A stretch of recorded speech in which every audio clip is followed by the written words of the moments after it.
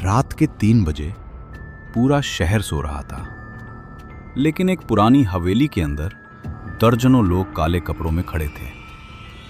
कमरे में सिर्फ मोमबत्तियां जल रही थीं और दीवारों पर अजीब सी प्रतीक चिन्ह बने हुए थे।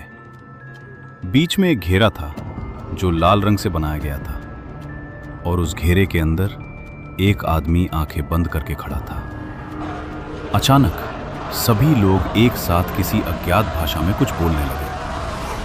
हवा अचानक ठंडी हो गई, मोमबत्तियों की लौ तेजी से कांपने लगी और फिर उस आदमी की चीख पूरे हॉल में गूंज उठी। कहते हैं उस रात उन लोगों ने सिर्फ एक रिचुअल नहीं किया था, बल्कि किसी चीज को बुलाने की कोशिश की थी। एक ऐसी चीज जिसे दुनिया सदियों से एक ही नाम से जानती है, शैतान।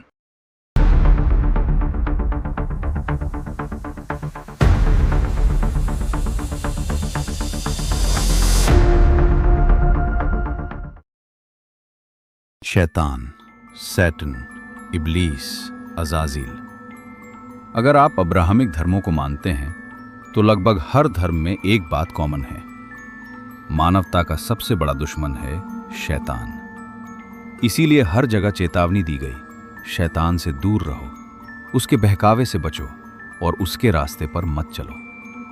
लेकिन दुनिया में कुछ लोग ऐसे भी मौजूद हैं जो उल्टा शैतान की ही पूजा करते हैं। सिर्फ पूजा ही नहीं, वे शैतान को अपना स्वामी मानते हैं और उसके करीब जाने के लिए ऐसे ऐसे काम करते हैं जिनकी कल्पना भी एक आम इंसान को डरा दे। इन लोगों को कहा जाता है सैटनिस्ट और इनके विश्वास प्रणाली को कहा जाता है सैटनिज्म।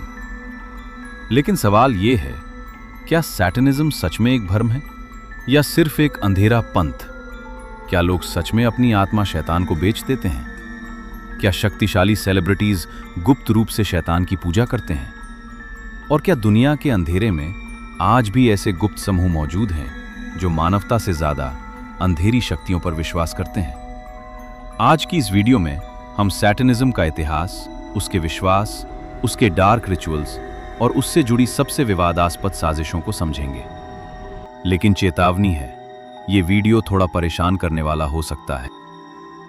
सबसे पहले एक बात समझना जरूरी है, शैतान की अवधारणा लगभग हर अब्राहमिक धर्म में मिलती है।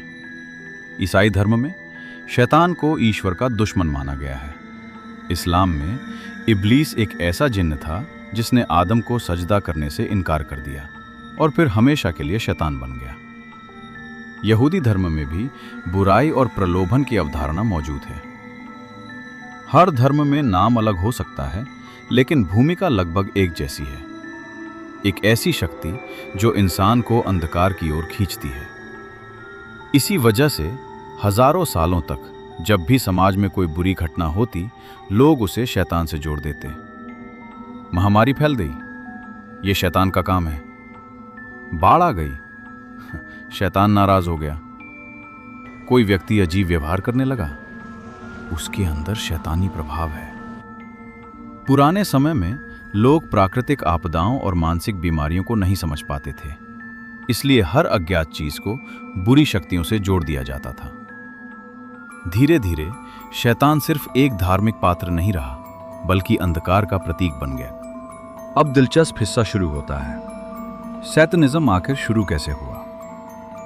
धार्मिक अध्ययन, रिलीजियस स्टडीज नाम का एक क्षेत्र होता है जहां शोधकर्ता धर्मों और मान्यताओं का अध्ययन करते हैं। कई शोधकर्ताओं के अनुसार सैटनिज्म अक्सर उन चीजों को दर्शाता है जो समाज स्वीकार्य नहीं मानता। सीधी भाषा में, जो काम समाज को अंधकारपूर्ण, बुरा या निषिद्ध लगता था, उन्हें शैतानी कहा जाने लगा। मध्यकालीन यूरोप में कैथोलिक चर्च बहुत शक्तिशाली था और उस समय जो भी चर्च के खिलाफ जाता, उसे अक्सर विधर्मी या शैतान पूजक घोषित कर दिया जाता। इसी दौर में एक रहस्यमय समूह का नाम सामने आया, नाइट्स टेम्पलर। आधिकारिक रूप से ये ईसाई योद्धा थे, लेकिन इनके बारे में अफवाहें फैलने लगीं कि ये एक अजीब प्रतीक की पूजा करते हैं, बाफोमेट। बाफोमेट को अक्सर बकरी जैसे सिर वाले रूप में दिखाया जाता है, आधा मानव आधा पशु। कई लोगों ने इसे शैतान से जोड़ दिया। यहीं से अंधेरी पूजा और गुप्त पंथों की कहानियां और प्रसिद्ध होने लगी।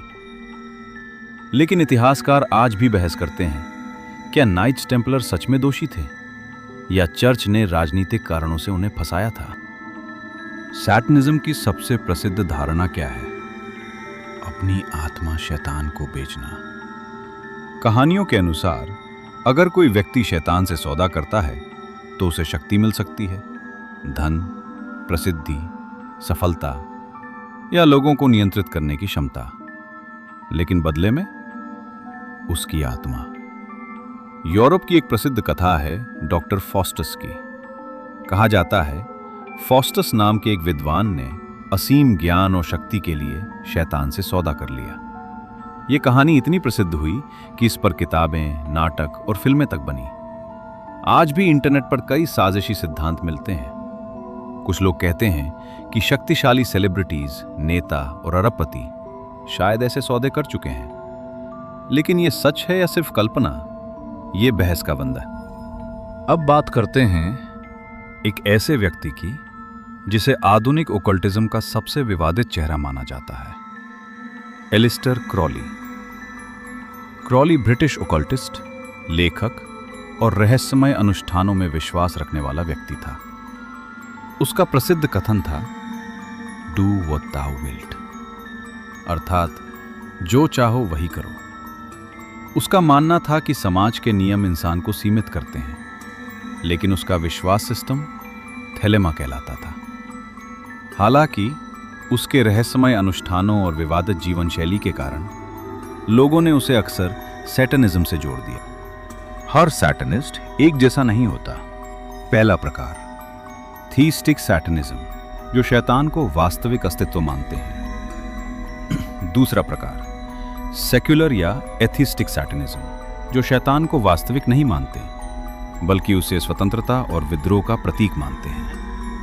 1966 में अमेरिका के सैन फ्रांसिस्को में चर्च ऑफ सैटन की स्थापना हुई। इसके संस्थापक थे एंटन लावे।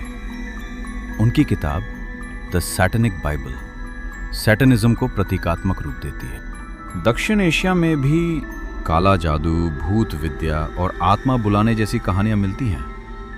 हालांकि इनका सीधा संबंध सैटनिज्म से नहीं होता, लेकिन हर संस्कृति में अंधकार के प्रति आकर्षण देखा गया है। आखिर में सवाल यही रहता है, इंसान अंधकार की ओर इतना आकर्षित क्यों होता है? हॉरर, रहस्य और डर हमें डराते भी हैं और आकर्षित भी करते हैं। लेकिन याद रखना चाहिए, इंटरनेट पर फैली हर कहानी सच नहीं होती। हर प्रतीक, हर व्यक्ति और हर सिद्धांत को बिना जांचे मान लेना सही नहीं है।